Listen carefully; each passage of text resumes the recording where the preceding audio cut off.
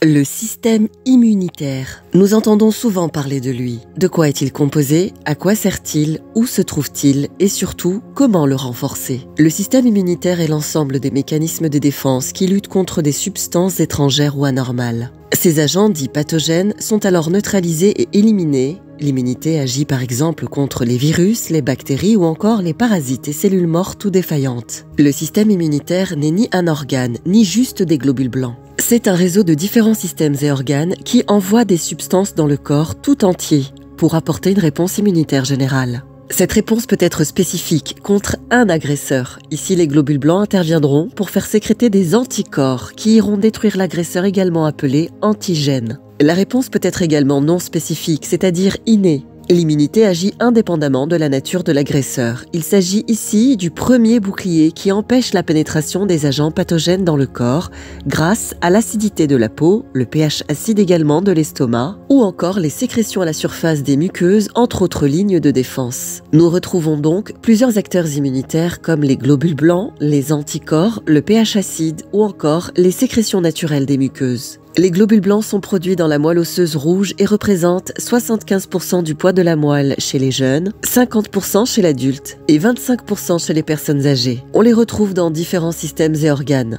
Les globules blancs sont présents dans le sang et les tissus lymphatiques, c'est-à-dire la moelle osseuse, les végétations adénoïdes, les amygdales, les ganglions lymphatiques, les vaisseaux lymphatiques, l'appendice, le thymus, le canal thoracique, la rate, les plaques de Peyer situées dans l'intestin grêle. On les retrouve également dans la lymphe qui, elle, traverse tous les systèmes et organes cités. La lymphe représente 1 à 2 litres de liquide blanchâtre. Elle contient les globules blancs, des nutriments et des déchets. C'est ainsi que les globules blancs peuvent être véhiculés dans tout le corps. Sans eux et sans la bonne santé des organes dans lesquels ils se trouvent, c'est tout le système immunitaire qui se déséquilibre et le corps qui se fragilise.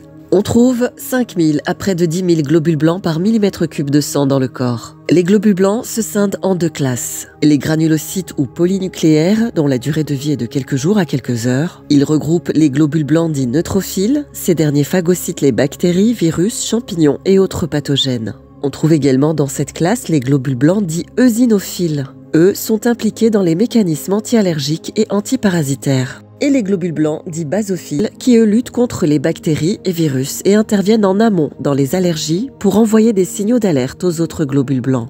La deuxième famille de globules blancs contient des agranulocytes. On y trouve les globules blancs dits monocytes ou macrophages.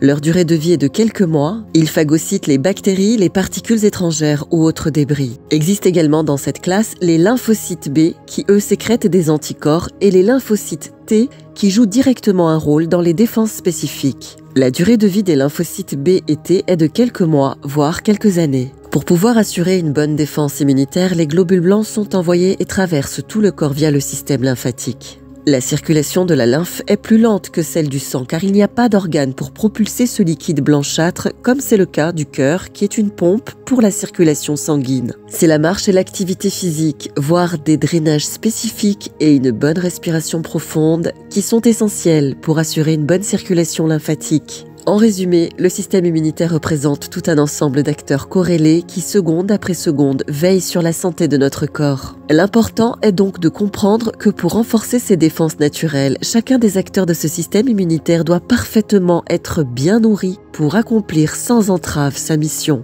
Seul un naturopathe compétent et certifié d'une école reconnue pourra être en mesure de dresser votre bilan de vitalité, de comprendre pourquoi votre système immunitaire est fragilisé, puis de vous conseiller sur l'hygiène de vie qui correspond le plus à votre propre constitution. Parce que chaque être humain est unique. N'hésitez pas à me contacter via mes réseaux pour un bilan de vitalité ou toute autre question. Bonne santé à tous. Salut!